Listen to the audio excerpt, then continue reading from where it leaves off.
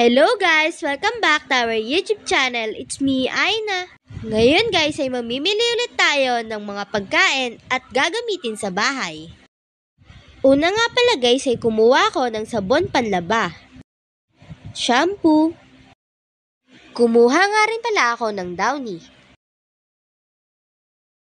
at kumuha rin ako ng Sondrox.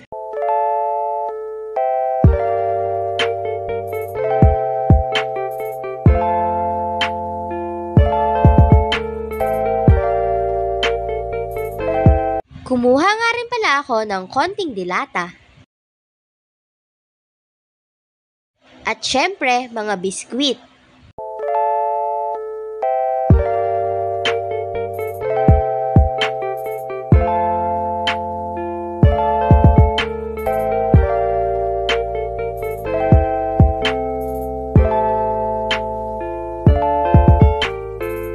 Syempre, hindi mawawala ang bigas dahil ito ang pinakakailangan sa pang-araw-araw. That's all for today guys. If you like our video, don't forget to buy us a cup of Coke or coffee and see you next time. Bye!